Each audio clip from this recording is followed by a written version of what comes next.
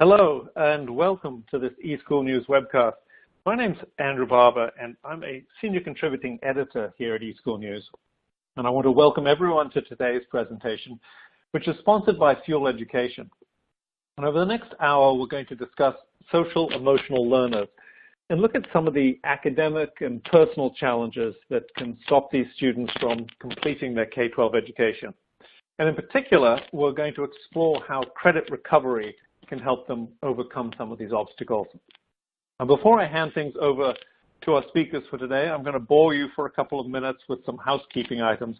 First, we are going to record the event today. So in a couple of days, you'll get an email from us that will contain a link to the recorded event, and you'll also be able to download a PDF of the presentation from that same email. And second, please ask questions. Don't feel as if you have to wait until the end. At any point during the presentation, if you have a question, just type it into the Q&A box on your console and hit the submit button. And I expect we're going to probably have about 10 minutes at the end when our speakers can answer your questions. We also have a chat function, which you can see it's the blue group chat icon down at the bottom of your screen. Use chat to talk among yourselves, or if you have any problems with the console during the presentation, just contact me or the eSchool News team using that group chat. But I do have one favor to ask of you. Please don't use the chat function to ask our panelists questions. They're just not going to have time during the course of the webinar to monitor the chat. So if you have a question for them, please use the Q&A panel instead. And with that out of the way, it's my pleasure to introduce you to Nicole Bono, who is going to be facilitating today's presentation. And Nicole is the Director of Marketing at Fuel Education, and I'm going to leave it to her to introduce our keynote speaker, Kwame Simmons. Welcome, Nicole. It's an honor to have you here today. Thanks, Andrew, and I'm very excited to be here and excited to have all of you here with us. So thank you for taking time out of your busy day to join us. I am coming to you from Herndon, Virginia, which is slightly outside of DC. Would love to hear where the rest of you are from. If you want to kind of introduce yourselves in the chat panel as we're getting started. I am the Director of Marketing for Fuel Education, and I'll take a moment to briefly tell you about Fuel Education and our mission, and then we will get into our keynote speaker, Kwame Simmons, who you're all here to listen to. So Kwame, did you want to say hi quickly? Absolutely. Good afternoon, and I'd like to echo Nicole's statements. We really appreciate you taking time out of your busy days to hear some of the information that we have to share. Hopefully it's helpful. Thank you. Okay, and bear with me, I have a cold, so hopefully I won't have a coughing spell or anything, but just really quickly wanted to share with you what Fuel Education is all about and what our mission is. And really we take our mission seriously in partnering with schools and districts to really make sure that we are achieving outcomes and that we're making an impact on the students as a whole. So what that looks like can be different for different districts because you all have different goals and challenges that you're working with. So for instance, PSD Global Academy in Colorado had the goal of increasing academic growth, and they were able to do that by using Fuel Ed courses, and they increased their math and reading scores. And we have many other success stories in our resource section on the website, but we are very proud of the way we've been able to partner with districts and see really meaningful outcomes.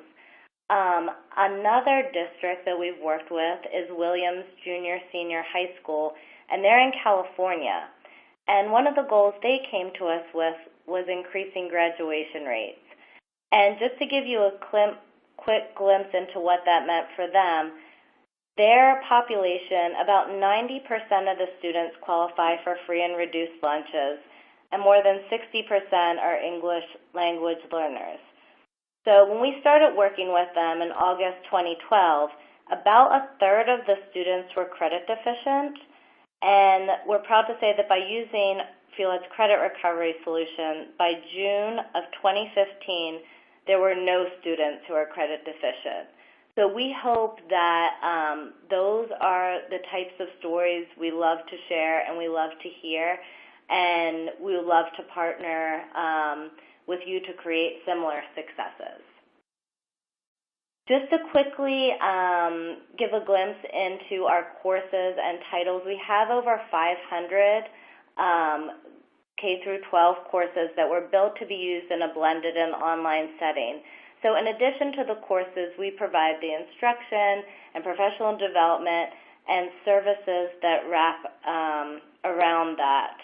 And so what this really means to you as an educator is that we have the courses and curriculum so that you can focus on all the other things that you don't necessarily have time to in your busy days. And you can personalize that learning experience for students and create those meaningful relationships and really be able to focus on the other things that are very important because we're able to provide that content and curriculum. So in addition to all of these courses, there are 19 credit recovery courses that we have in all subjects from math to language arts, social studies, science electives, like PE and health. And all of these courses can be implemented in a variety of models, including summer school, fully online, blended. They're very flexible. So at the end, I'll spend a little bit of time going into our courses and talking about the pedagogy and how we've developed the courses to include social emotional learning. But for now, without further ado, I'd like to introduce Kwame Simmons. So I have had the pleasure of working with Kwame for the past several years, and I think you will find that he's super inspirational, super excited about what he does, and very passionate. And he has served in high-poverty areas for over 20 years, from being a substitute teacher to being an assistant superintendent. And Kwame is very proud of training these schools into innovative models of change. For example, he helped design and implement the first blended learning school for DC public schools. So with that, I'll turn it over to you, Kwame, and thank you in advance. All right. Thank you, Nicole. And thank everyone else for joining us today. As Nicole stated, my background is in urban school districts, primarily school turnaround, working with schools that are that receive that are Title I schools that are in some form of recovery or turnaround status. So hopefully what I can do today is share my experience with you and how my experiences in working with schools have helped to impact or guide our conversation today around social emotional learning and typically what happens when students are unresponsive to a traditional school environment and the kinds of things that we can do. So I'll always try to support you with research so that after the call, when Nicole and I are not immediately available, there'll still be some resources available for you to follow up with. So one, I view our conversation around research done by Dr. Robert Marzano, and that's the art and science of teaching. What I think is phenomenal that FieldLed has done is they have created and used research and quality research to create online courses to support students. Now, the other half of that is what we'll talk about today, and that's really the art. How does each school utilize those courses to really help address the issues that are facing their schools or the challenges or gaps that are within their school? And that's what I intend to do today. Hopefully the work that I put in will help you think about closing the gaps for your school. and the challenges that you may face. So just bear with me. I'd like to show something to you.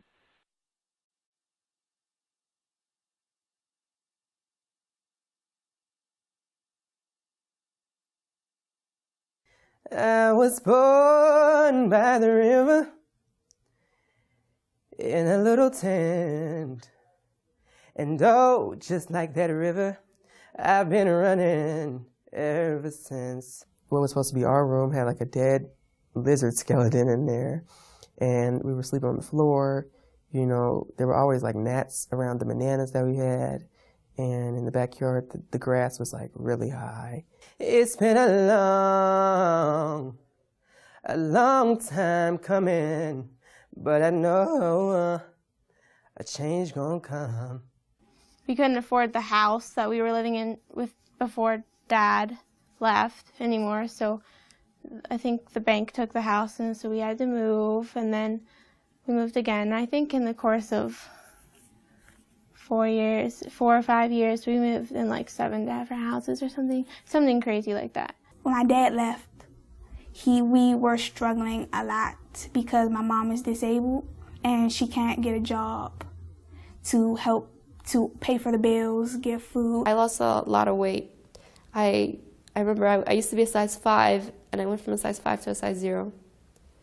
So, you know, I try to not eat too much. I try to eat in school. There was nights where we didn't have anything to put in our stomachs.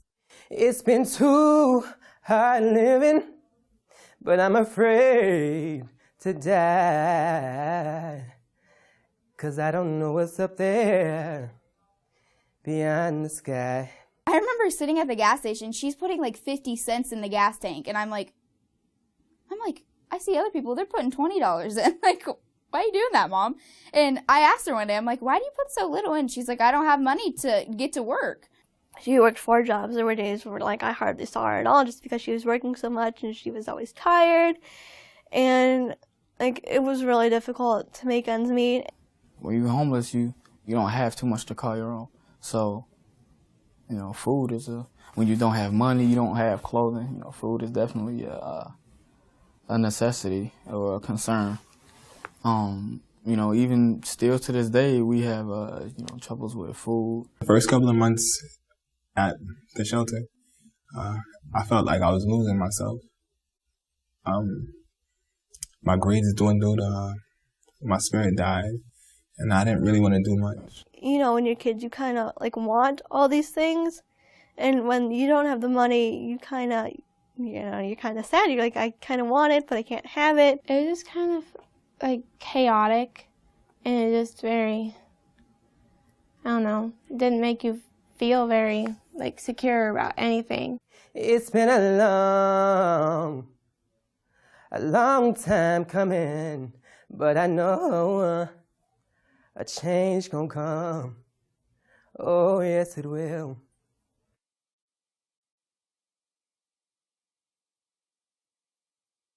So I thank you for taking the time to watch the video.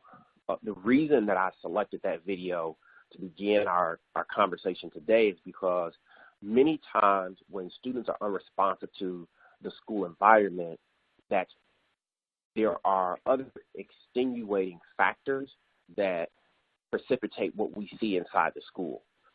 And unfortunately, our schools aren't responsive to the needs of all kids.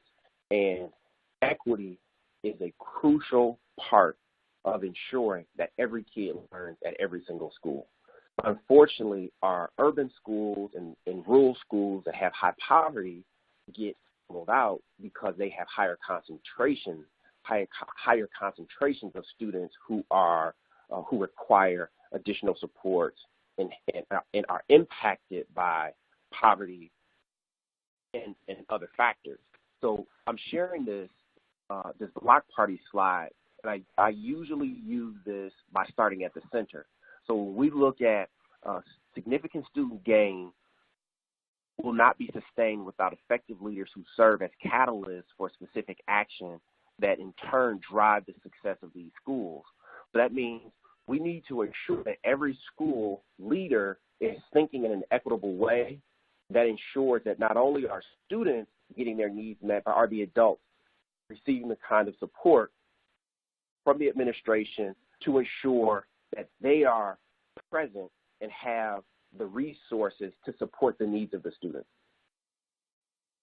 And then something else a few other things I'd like to point out on here is that in the top left corner, if you go straight up, schools can disrupt the cycle of poverty in both the long term and short term. And that's by looking at equity as an essential component to why students may not be responsive in a traditional school setting. And then if we jump over to the far right, top far right, to improve schools, leaders must match their leadership actions with the order of magnitude that the needed change represents. So again, just further representation that we have to think equitably about the kinds of decisions that we're making in schools by considering every single student. And one of the side effects of No Child Left Behind, and when we started looking at every single student, is that we started looking at students as data points. But what we need to do is get back to looking at our students as human beings and making the best decisions to ensure that we're supporting the entire aspect of each of our students. So I'll move on. So more research that you'll see from Dr. Ron Edmonds, and he says here, how many effective schools would you have to see to be persuaded of the educability of all children? And he goes on to say here that if your answer is that you need to see more than one school, then he asserts that there is a significant challenge with who you are and the premise of what you stated, of why you stated you wanted to be an educator. So what he's alluding to is that there are schools and enough examples of every kind of school, every kind of student, every kind of challenge already exists with the solution, but we need to ensure that we're asking the right kinds of questions and going in with the mindset that we absolutely unequivocally want to see that change happen in every single kid. Now, it seems when I'm saying this, that this is like a no-brainer. But in actuality, we can, if we're honest with ourselves and we assess, if we did a needs assessment in terms of what we say, in terms of the glorified things that we'd like to see happen in our schools, and then try and compare those with the actions that go along with the schools, that's the reason why we have a need for the webinar today. Because the socio-emotional needs of every kid, and I'll argue the adults, are not being met inside our schools. So, again, that's Dr. Ron Edmonds. And if you see at the bottom, this is a conversation that he's had, that he started in 1979. So, unfortunately, we're still addressing some of these same issues now. And then here quickly, what we believe about ourselves as educators, our students, and their families is deeply coupled with our sense of responsibility for their learning. Now, that's significant to me. And I selected it to share because we have to do a better job, even at the hiring level in our schools, of thinking about what are the beliefs about the people who are going to interact with the students in our schools. So many students are coming to us with so much baggage that we are unaware of, that that if there are people who are not completely committed and we don't do a good enough job vetting them, that could become disastrous in the long term. Okay? So I want to kind of dive back onto the technical side. So when we talk about what social and emotional learning, I want to provide some context and definition to that space. So we look at self-awareness, responsible decision-making, relationship skills, social awareness, and self-management. Now, some of the things that I see occurring in schools is, one, there is no clear definition around what's supposed to occur in addressing social emotional learning. There's no universal definition, or it may be happening in pockets.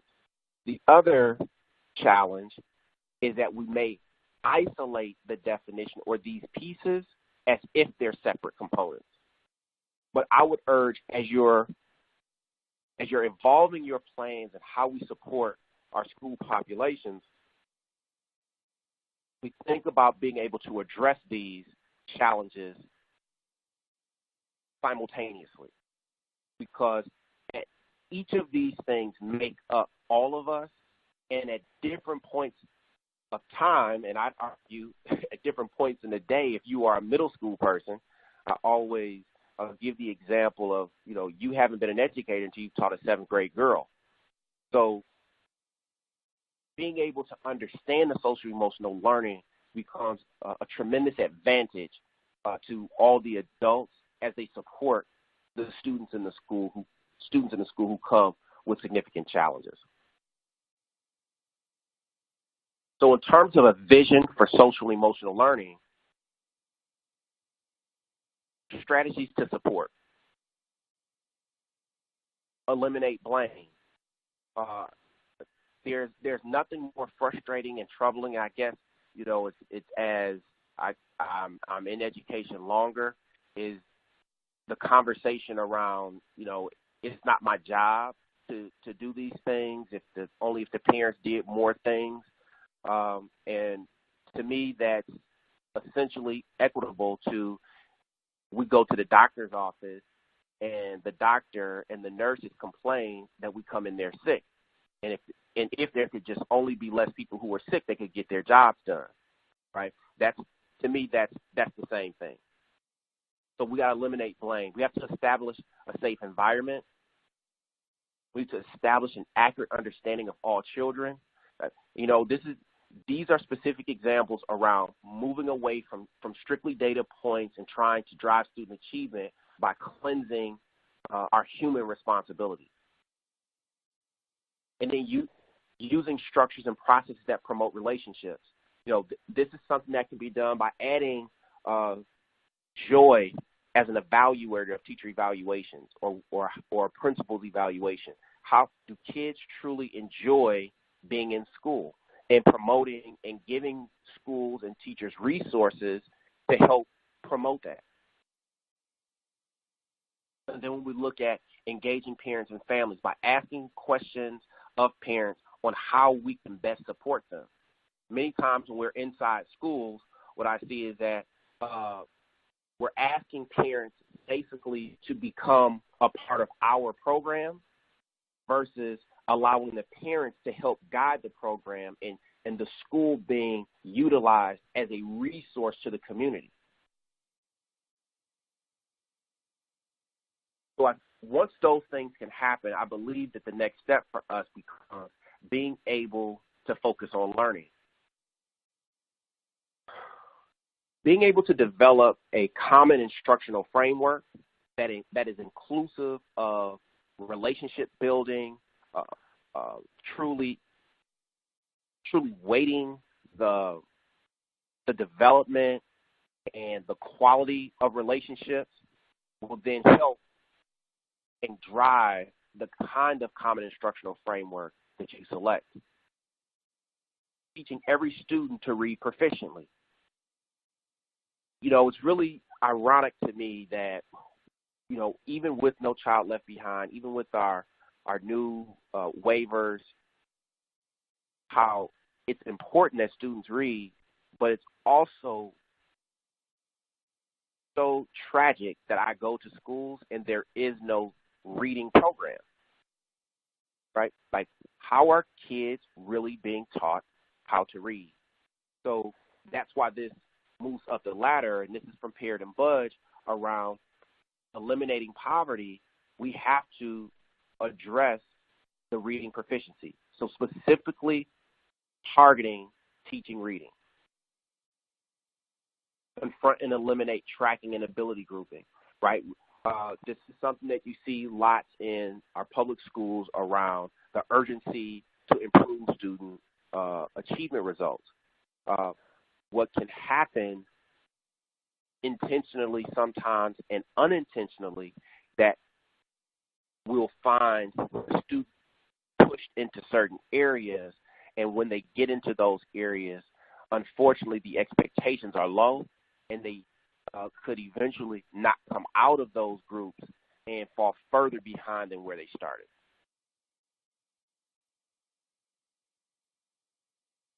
Providing additional quality and instructional time, truly thinking deeply about the kind of schedule that you have and the way in which classes are being taught.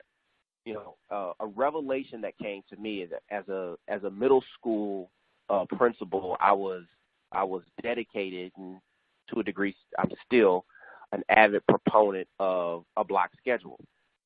One, it helped with teaming with teachers, longer instructional time spent with teachers, but a school finance expert explained to me that I better be getting all of my bang for the buck, because at any given point in a block schedule, 25% of your human resources are not being utilized. So what you're investing in your staff says that you're going to pay them 75. You're going to pay them 100% for them to do 75% of the work, because you believe that 25% is going to impact enough for you to get 100% productivity. That was eye-opening to me and moved me off of my stoop of only being committed to a block schedule. So thinking about how you spend time with students based off of the needs that your school population has is critical. Promote and engage ownership. So how are we creating an opportunities for students to truly own their learning? And what I would suggest here is looking at the work from John Hattie, Visible Learning, where he talks at length about instructional strategies that work, the meta-analysis that have been done around the quality of instructional practices that are yielding high results, that are a year and greater than. And one of those, which has one of the highest percentages of raising student achievement, is student self-reporting, where students report and do their own grading. Many times this is done in schools where we see some of the student-led conferences. Prior to the student-led conferences, of student self-reporting around predicting how they think they will perform over the course of this window of instructional time. So figuring out a way to get practices like that in front of students so that they can be the owners of their learning. And then offering job-embedded professional learning. One of the things that I was able to do as a school leader is I worked with a very dynamic assistant principal who created our school university professional development. So where we saw teachers who were exceptional at classroom culture, who were exceptional at leading, planning or developing dynamic intros to lessons, we gave them opportunities to teach in front of their colleagues so that we could ensure that those same best practices that existed in their classroom could flow into others, and it gave them an opportunity to truly feel like they were a part of the school community and driving it in ways that were larger than just their classroom. It also gives an opportunity for them to hear from a colleague that's non-evaluative, right? So many times, there is a level of stress and anxiety if a teacher feels as if they aren't performing well and their conversation is solely with a person who's evaluating them. That can add to the stresses of them improving on their practice. So what I'd like to address next are just more specific strategies, and these strategies being things that we like to do less of, and I'll talk about that in just a second. So when you look through here, less like teacher lectures, inflexible discipline, independent seat work, parent school isolation, and then thinking about, and these are some of the things that we see normally, but we want to think through and do more of the things on self-assessment, really, truly getting student input. And the challenge with getting, first the challenge with is one, saying that we'll do student input, which most people will admit to at this point, but the reality is actually receiving the student input, that you cannot predict what the students will say, so we have to be prepared to accept what students will say in their honest perspective and be ready to make some adjustments when that happens. And and I'll give a specific example to myself where I had to make some school reductions. I wanted to hear from different stakeholders around why, what their thoughts were. And, in my mind, the initial thought was, I had a significant budget cut and I needed to make this change, so I had to do it, in a classroom. But as I spoke to different stakeholders, it wasn't the classroom position that was most impacted. It was actually a school security guard, where the students were so incensed by the behaviors of the security guard that I was unaware of. But the releasing that person became something that triggered such excitement and re-engagement and trust with the student body that I was able to make significant strides with them. So being able to accept student input and affirming their input by doing something about it so that they feel safe and protected in their school, so that they see it as a place that's just as much theirs as anyone else's, is a huge advantage if you engage with it honestly. So I wanted to share this information with you because these are the pieces that I use as pillars around creating an equitable environment that was supportive and engaging to teachers as well as students, and eventually became something that was consistent enough where parents felt like they could also trust and felt more comfortable engaging with the school and not feeling as if they were an adversary to the school and only being contacted when things weren't going well for their students. So I will stop here for a second and allow Nicole to rejoin us. And Nicole, I will set you up here, and we will leave some time at the end if you all have additional questions for Nicole and I. Thank you. Thanks, Kwame. And definitely please feel free to ask questions.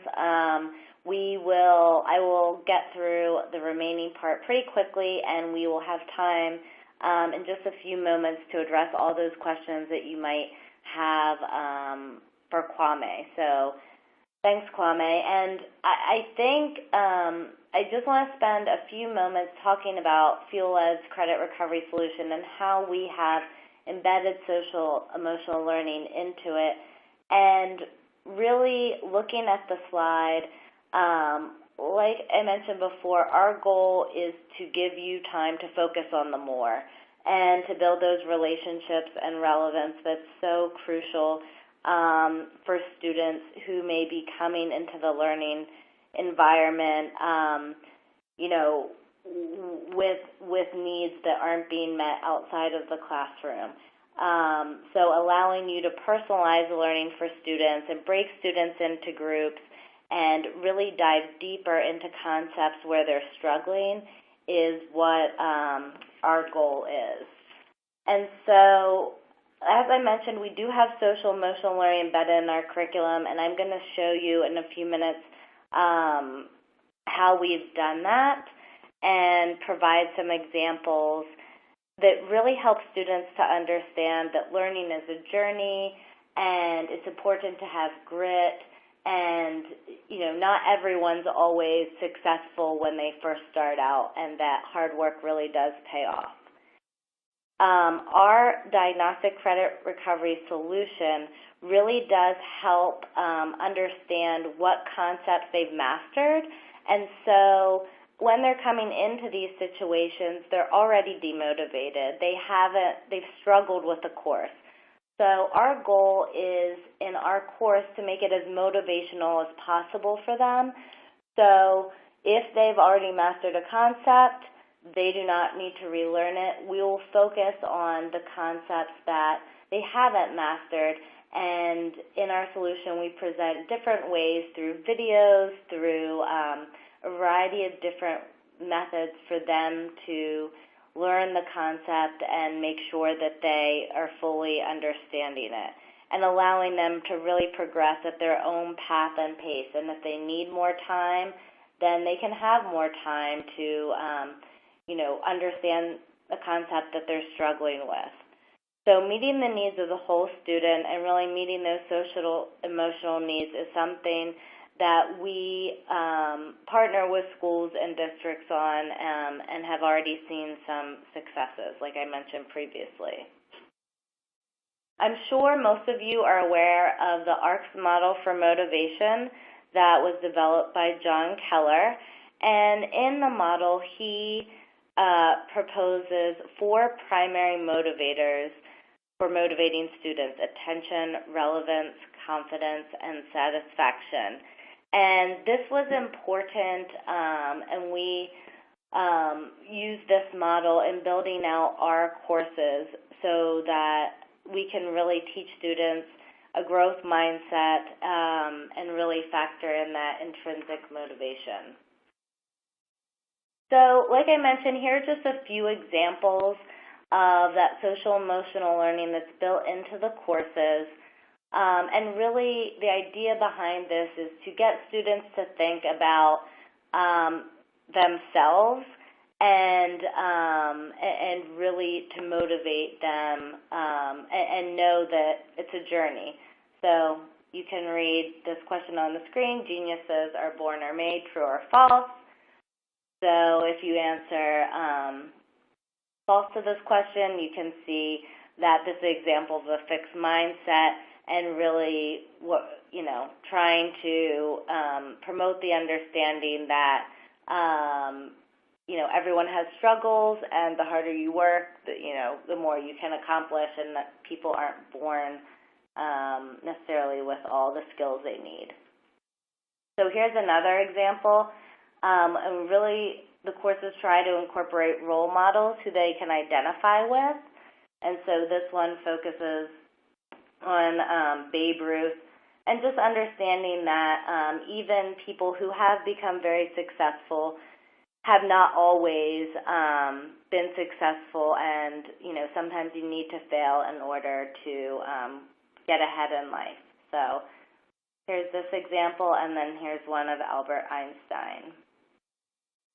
So just a few examples of how we've built that social emotional learning into our courses. So a few things to consider before we move into the question and answer session really is understanding how you can incorporate SEL in, and it might just be baby steps, but maybe how can you offload some of the things you're doing, such as the courses and curriculum, and be able to have more time to focus on that social emotional learning, because I think I'm sure as educators you understand the importance of that, but it's just finding the time to be able to do it. So hopefully this has provided you with a few tips to get started. We do have a handout in the handout section with our credit recovery flyer, and we also have a resource center that has a lot of really valuable information on credit recovery and remediation to help you in your journey to online and blended credit recovery. So with that, I'll turn it back to Andrew for questions, and I see a bunch coming through. So Andrew? All right. Well, thank you so much, Nicole. And thank you, Kwame, for really a fascinating presentation. Yes, we do have time left over, and we have a bunch of questions that have come in from the audience. So let's dive right into those. And Kwame, I'm going to turn to you first for a question from Steve. You mentioned during your presentation, you were talking about the importance of leadership. Can you talk a little bit about what kind of training needs to happen at the leadership level? Yes, and thank you for the question, Steve. My recommendation would be that we look at the aspects that we talked about inside the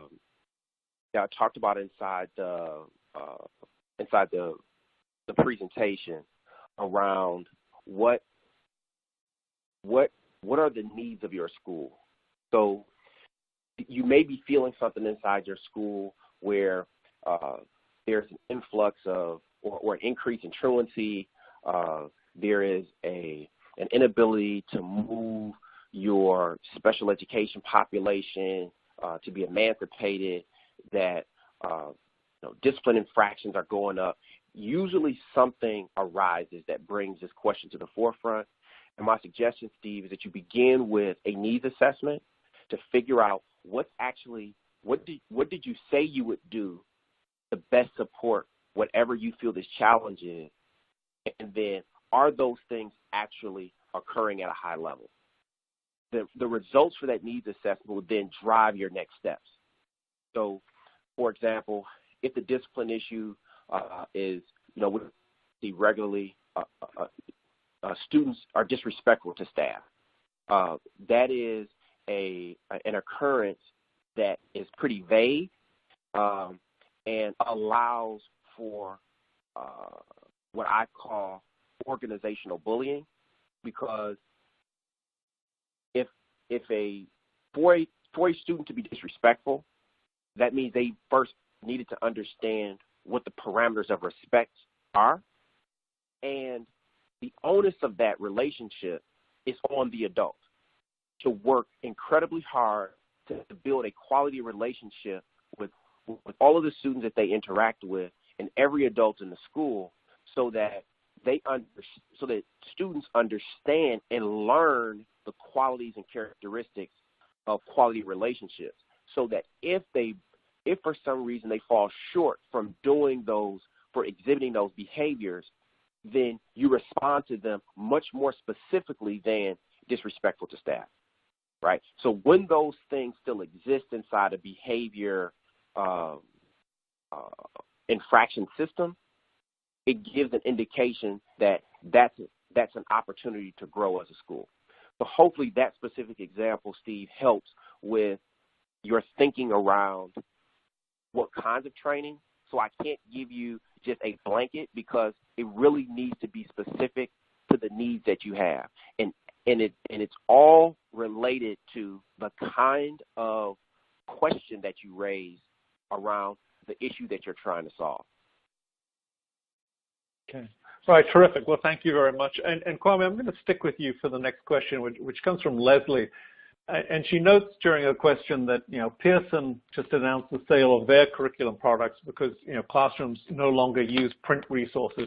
And her question was, did you reconsider digital learning tools, such as including digital learning resources online? So, Andrew, you're saying that I consider using them? Well, yeah, based on the Pearson thing, as classrooms are sort of shucking print resources, what role, should I say, does digital learning tools and digital learning resources online, is that a way that you see schools going, and does that play into what you're talking about? Yeah, so thank you, Leslie. I think I understand the question better now. I am a huge proponent of using technology. So when the intent for me when I was designing the blended learning school in D.C. was in 2004 was the first time that I saw a report that talked about the digital divide and how students in poverty and students of color particularly were using electronic devices for entertainment purposes, and very little of that time was being used ever for academic purposes. So that was one. The other challenge was I had a very large special needs population that could benefit from an adaptive device. And then third, I had a high truancy population or attendance issues. So I said, well, how could we use technology to address all of those things? And that's why the question that you ask to solve the problem is so important. So when you're thinking about using technology, again, the needs assessment is important based upon the question that you're trying to answer. So when thinking about using the technology, you want to make sure that that it addresses which devices are best solved. When, as companies are moving further away from printed resources, I think that should come with an explanation to what's the benefit for that.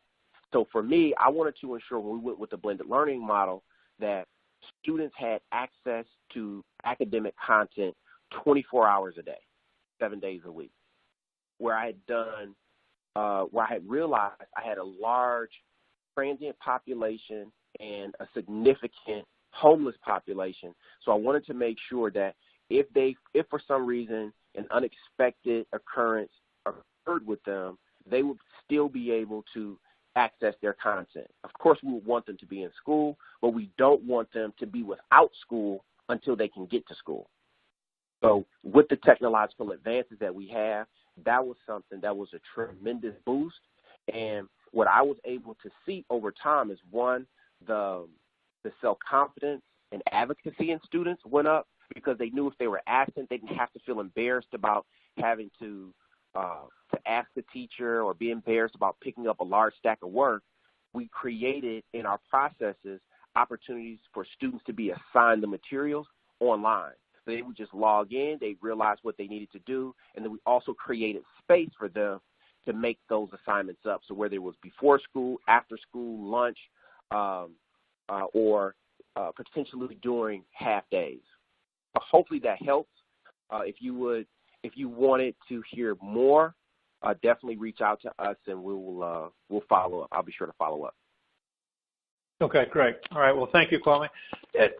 Maybe you could expand a little bit on something that you talked about during your presentation in terms of what does emotionally stable look like? You know, what factors should we be looking for in a student to tell if they are emotionally stable or not?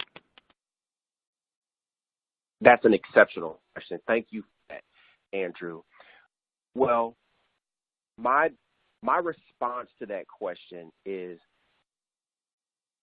that a school and a student are both aware of the range of options available for different behaviors that have been identified.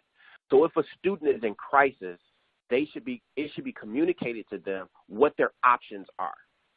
Right? So students need to have choice, right? Now that doesn't mean I'm suggesting, if I'm upset, I can curse people out and then when I calm down, it's all over. No. Now you may do that. And if we know that you're really struggling through something, you've had a traumatic event, we want to make sure that we're being supportive and responsive. But if that's the choice that you decide to make, what we want to do as adults and as a school, we want to be able to help you work through that and let you know that there will be a reflection period in which you're going to need to come back to people and come back to the community and then apologize for that so that you can re-engage. And then we want to continue to work and talk to you about how do you think that made other people feel when you use the words that you did, and how can we work with you prior to you getting to a place where you felt you needed to be that extreme with your with your language, and with your reaction, so that we can all feel more safe in the environment. Okay. All right. Well, thank you very much. Sorry. Keep going, Kwame. Sorry to interrupt you. Oh, no worries. So that's what I would say there. But the reality is that your organization is healthy when everyone knows what those options are, and they honor them. Because what happens is, and it's a very difficult space to be in, to be cursed out or to be disrespected as an adult. You know, sometimes we will forego the agreed upon contract because the kid is in crisis and jump to a corrective action that violates the contract. So the organization is healthy when everyone honors the contract. All right, great. Well, all right, Kwame, I'm going to follow up with you in a second with another question. But in the meantime, we are receiving quite a few questions that are specific about aspects of the Fuel Ed credit recovery program. And instead of going back to Nicole and having her explain about the program, we want to spend as much time as we can with Kwame on this. So if you want a personal demo of the product, if you could just put your email into the question area, Fuel Ed can arrange that. So if you have specific questions about the Fuel Ed program, that's probably the best way to do this. And we'll use the rest of our time, we've only got about 8 minutes left, to talk with Kwame more about his experiences. So, I will come to Nicole with a couple of them, but I'm going to focus, if that's okay, mainly on Kwame. And Kwame, I got a question in here from Samuel, who, during your presentation, you showed a slide showing schools need to be doing less of this and more of that. And his question was, how do you get teacher buy-in, given that teachers have been trained on a lot of the things that are showing up on that do less of this column of yours? Yes, and I'm sorry, Andrew, who presented us with that question? It was Orlando. Orlando. Thank you. So, Orlando, that is. I'm sorry. It was Samuel. Oh, Samuel. Okay, thank you, yeah. Samuel. So around that issue, if you know going in that there is a buy-in issue, you can almost be certain that there is an equity issue. Because usually, if there is a buy-in issue, there is also a lack of trust with the organization. So prior to trying to dive into like a specific project like this, those kinds of indicators point to we have to come together as a group of adults first before we can effectively roll anything out. And my initial recommendation that is, in order for the teachers to re-engage, the school leader is responsible for the culture. I used to call myself the culture captain. I was 100% responsible for adults feeling completely safe and inspired to do the work. And anything less than that was my fault. So owning that space, a specific strategy is doing a 360 survey, allowing teachers, parents, students to give feedback around how they feel their experience is at school. And you can specifically get that information from teachers if they do it anonymously. Now, I'm going to say, even in my best school environment, you can get some brutal feedback. But what happens in that is that you make yourself vulnerable, and I have found unequivocally that when you make yourself vulnerable and you own up to it, very few people are willing to beat you when you're down. But if you continue to ignore it and act as if the issues that are occurring in your school are not there, they will rise up like the greatest tide to crush you. So being vulnerable as a leader to ensure that you are truly trying to listen to the issues that face them and that you're trying to create solutions to the barriers that are impeding them from doing their work. Whether you agree with it or not, the perception is their reality. Okay, great. All right, thank you. I'm going to switch over to a question from Cindy, and once it comes back to some of the things that you said schools should be doing more of. And her question was, do you have any research or articles to support the concept of self-assessment over rewards as a way to motivate students? So I would point to two pieces in particular. The work from Daniel Pink, Drive, D-R-I-V-E, talks a lot about intrinsic and extrinsic motivation for people. And then I would go back to, I referenced earlier the information from, and there's actually a significant piece of visible learning from John Hattie. So that's John Hattie, Hattie, where he talks about what kinds of motivation has the best long-term effect on student achievement. Okay. Great. Perfect. Thank you very much. Kwame, how can we maximize the usage of courses when schools have schools have a lot of other concerns such as dropout prevention and everything else. How can we maximize the usage of courses like the ones we've been talking about today? I think it goes back to what we heard Nicole stating earlier. There are a plethora of courses that are available, and really digging deep into which courses you really need. And I think a single thing that you could do to maximize the use is celebrate the success that students have inside those courses. So as kids are progressing through the courses, have periodic opportunities to celebrate what they're doing, because if they're inside those courses, that means there was something that was fractured in their confidence about their ability to feel successful with that particular content or with the school. So they're going to need some reassurance. So providing very intentional moments consistently and authentically to celebrate the students, I think will ensure that students feel more comfortable completing at a very high rate for you. Okay, terrific. All right, well, thank you very much. We are slowly running out of time, and actually I'm going to, Nicole, are you still, I think you're still with us. We're going to finish up with one final question for you, a very quick one. A question from the audience about other fuel ed courses intended to be fully online or delivered in a blended model? They are very flexible and can be used in fully online and a blended model.